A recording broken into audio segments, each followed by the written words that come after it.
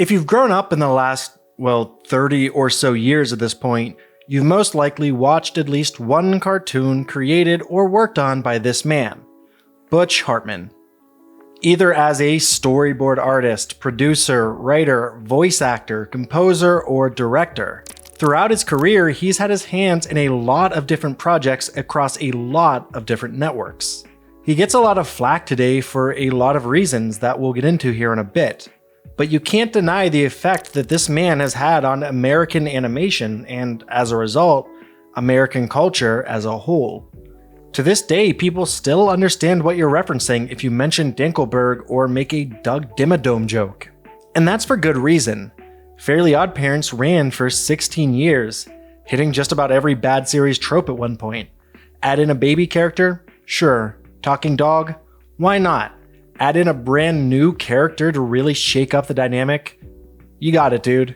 The series even made several live action— oh my god, kill it with fire. And that wasn't even his only popular series. Danny Phantom has been widely acclaimed as probably his best work. And I mean, that theme song absolutely kicks, right? Butch helped write that, by the way. I mean, not the sick bass line, that was Guy Moon, but Butch did write the lyrics. Anymore, if you look up Butch Hartman on YouTube or Google, the sentiment around him has become pretty negative. How did that happen? How did a beloved creative force become the focus of so much hate and critique? Let's look into the rise and fall of Butch Hartman.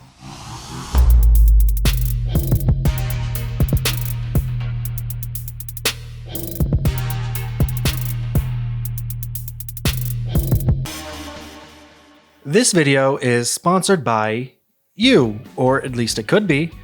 Head over to our Patreon if you like this content and want to see more like it. You can get your name up on the screen here at the end of the video. I really appreciate all the support you guys have given me over the years. Back to the video. Elmer Earl Hartman IV was born January 10th, 1965 in Highland Park, Michigan. He would get the nickname Butch at a young age and would continue to use the name professionally throughout his life, which is fair. Being named Elmer and working in animation would probably be rough, to say the least. From as early as his time in kindergarten, Butch had decided that he wanted to work in animation, something that he would, of course, pursue. Graduating high school in 1983 and attending the California Institute of the Arts. While still attending Cal Arts, Hartman worked as an intern for the legendary animator Don Bluth, doing in-between animation work for the film An American Tail. At some point around this time, he appeared on The Match Game. That doesn't have much to do with the story at all, but I always like seeing famous people on shows like this before they get famous, like Aaron Paul on The Price is Right. After graduating, he would get a job as a character designer and storyboard artist on a My Little Pony show, but was fired due to his lack of experience, or at least that's what he implies in an interview. He would go on to work on shows like Dexter's Laboratory and Johnny Bravo, serving at times as a writer, a storyboard artist, and even director. He became friends with Seth MacFarlane around this time, who was also working in a similar fashion on these shows. In fact, Butch was actually in Family Guy and still kind of is to this day, but not how you might expect. In the original pilot for Family Guy, Butch voiced Peter's boss, Mr. Weed, though he was replaced as the voice actor. In one of the recurring characters, Dr. Elmer Hartman was actually named after Butch, which is way more obvious when you know Butch's real name. But Butch's big break would come in the form of the 1997 short he created for Nickelodeon's Oh Yeah cartoons. The show was picked up as a full series, and in 2001, The Fairly Odd Parents would premiere. The show was a huge hit right off the bat.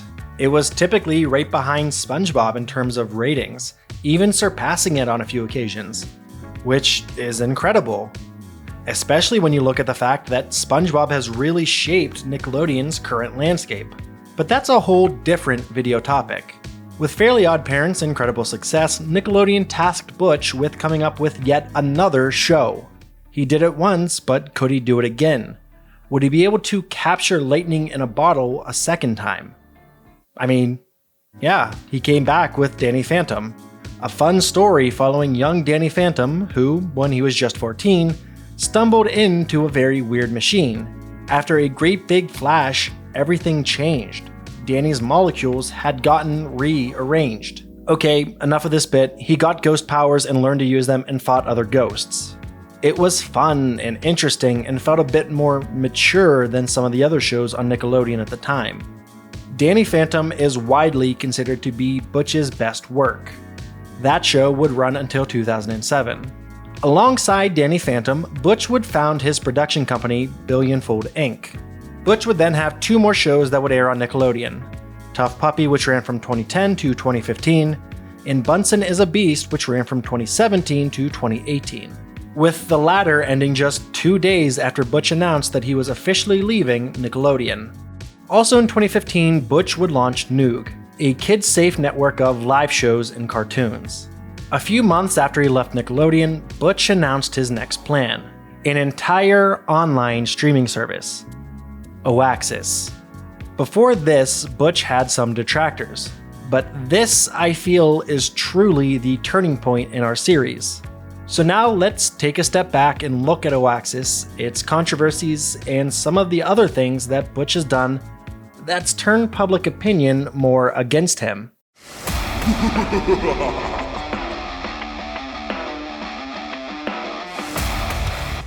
In June of 2018, Butch Hartman announced his new idea, a brand new streaming service for the whole family to watch together.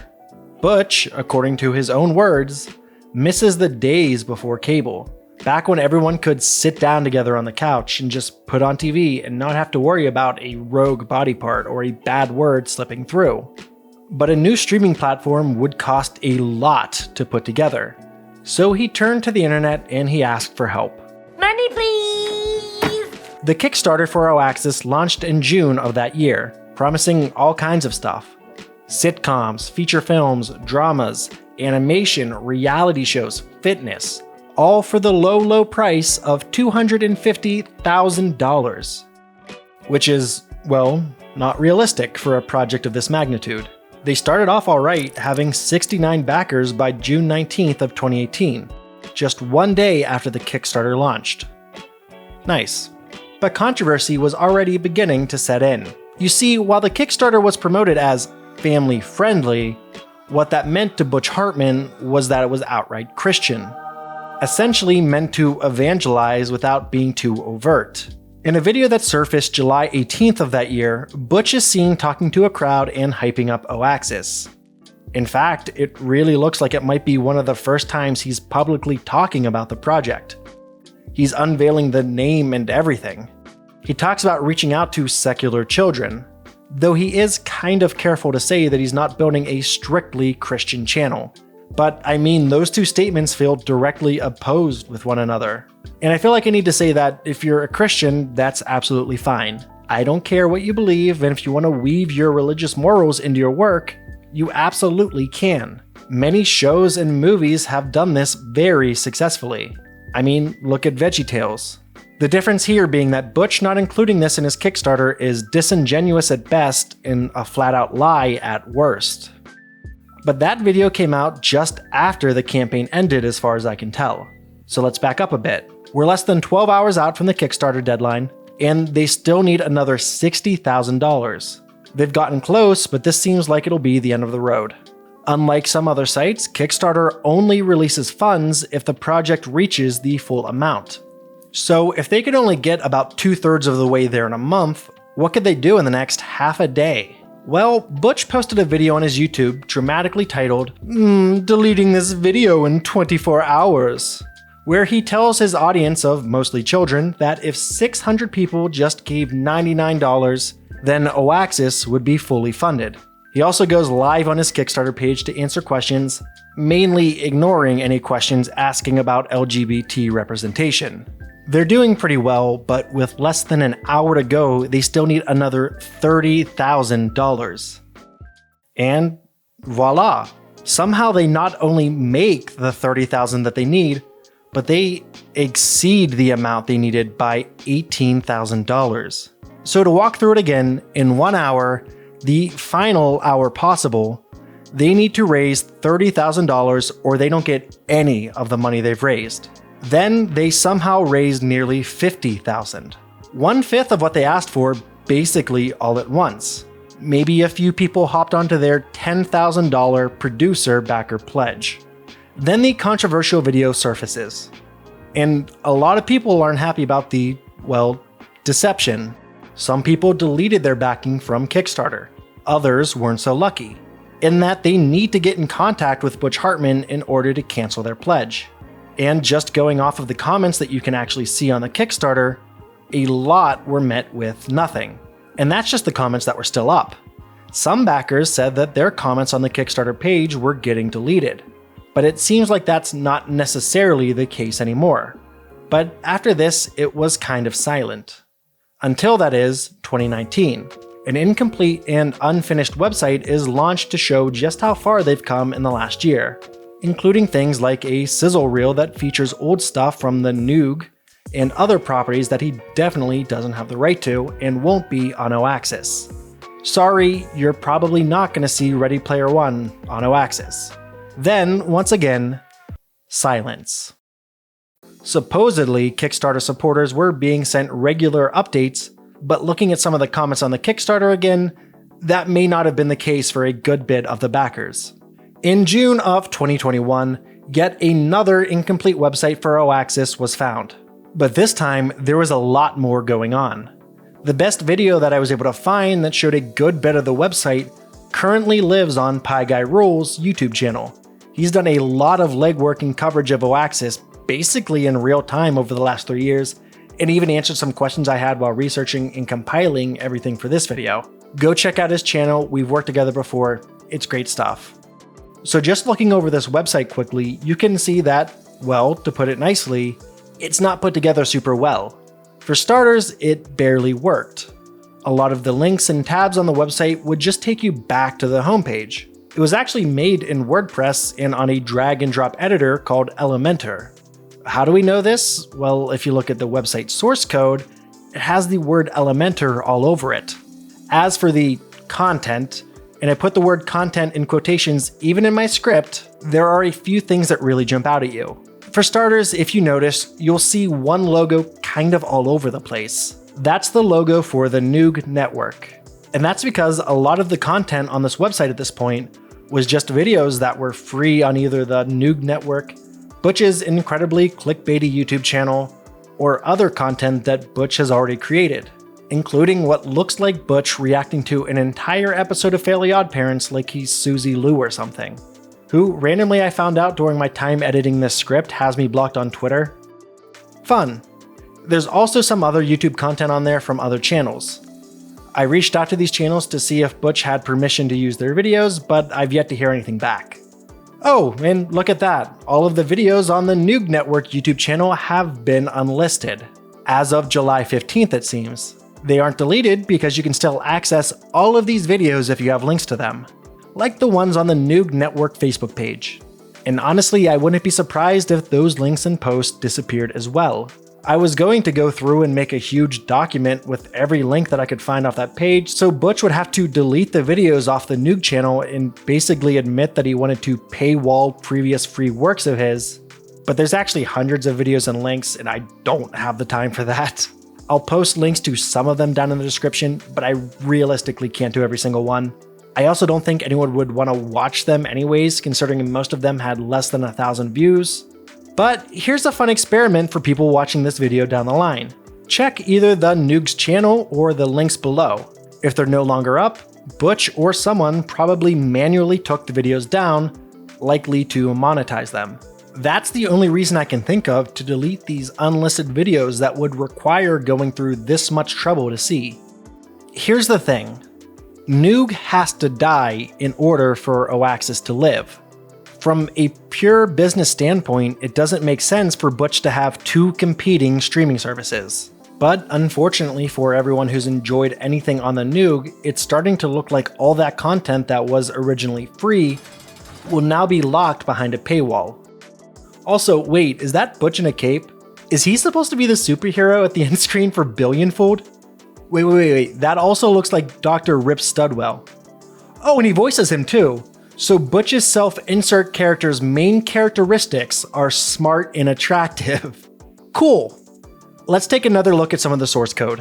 One person on Twitter noticed that all of the assets on the website were loaded onto it just a few months beforehand, which seems to indicate that the work on this website had all happened in 2021.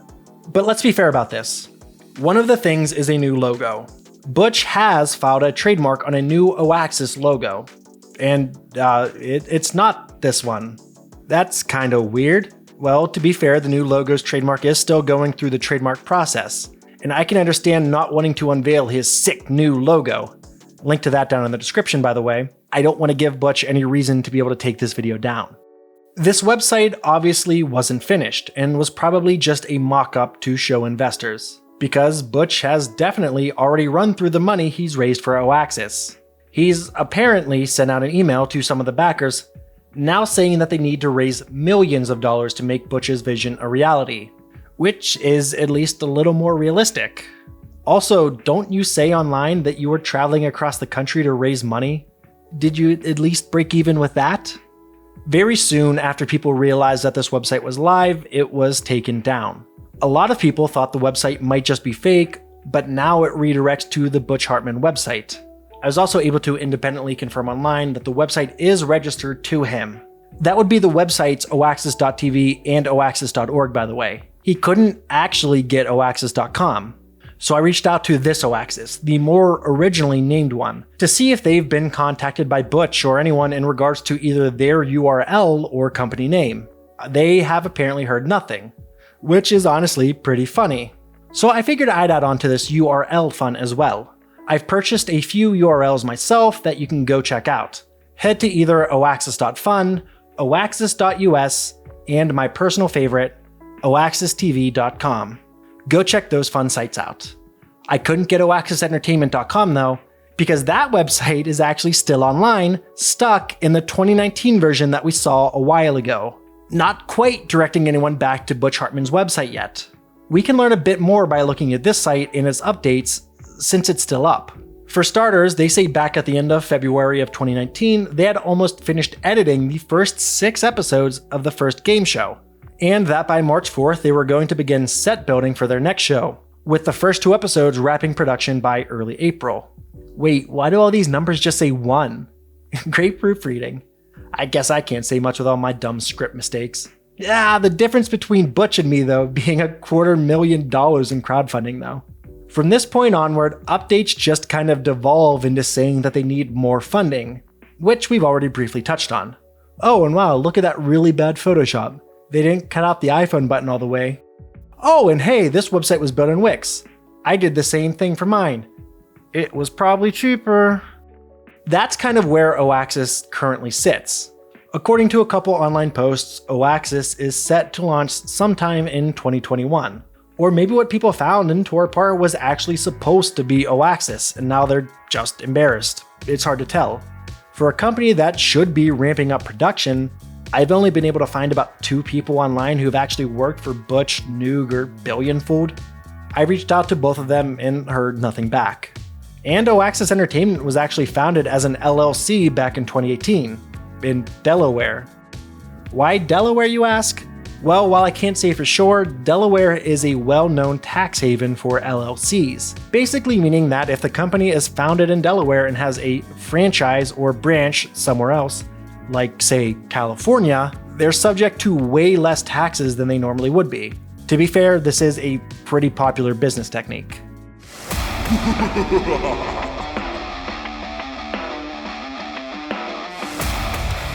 While all of the Oaxis fun was happening, Butch kept doing what he is honestly pretty talented at: drawing. At least if he's sticking to his roots, he's probably avoiding any controversy, right?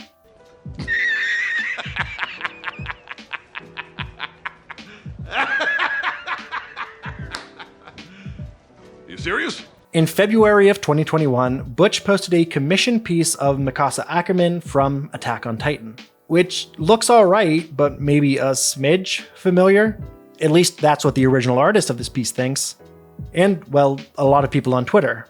And hey, look at this fun post Daft Pina shared. Wow, those sure look pretty similar. The art community isn't exactly a fan of tracing other people's works, especially for commissioned pieces from a pretty well-known artist. Like honestly, what's the point of this, Butch? You're a talented artist. I don't want to say one way or the other if Butch is in fact stealing other people's art. I'll just leave the art here and let you draw your own conclusions. That was a dumb joke. The original tweet has since been taken down, but I mean, it's the internet. Nothing's really ever completely gone.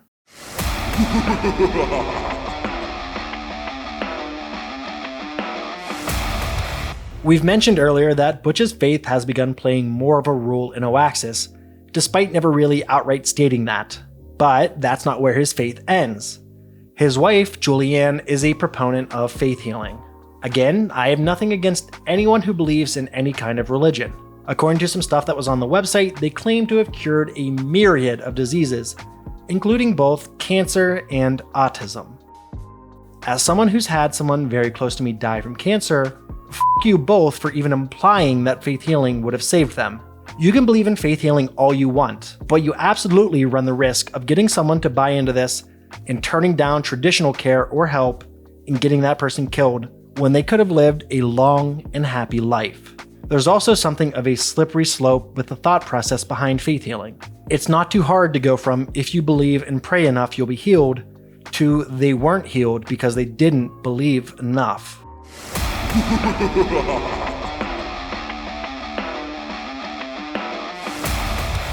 This isn't everything relating to Butch Hartman, but from here it starts to get into smaller and smaller controversies. His inability to take any kind of critique from anyone he views as less than him in terms of career. This is extra funny when other people who have worked with him have stated how much they actually disliked working with him. He's made some pretty bad taste suicide jokes to Tara Strong about Mary Kay Bergman, and in fact, this isn't the only thing he said about mental health. Remember way back in this video when you were still young, when we talked about a leaked video where Butch was hyping up Oaxis? Well, in that same video, he blames mental health problems on modern media. Not a great look.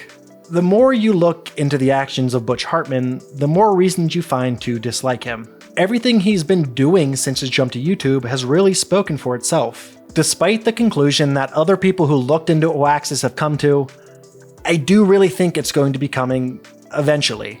I've seen photos of on-set production for some of the shows, and I really do think that Butch wants to put out more content to educate and help children. I just think he got in way over his head and now desperately needs to put something out in order to avoid being hit with a lawsuit.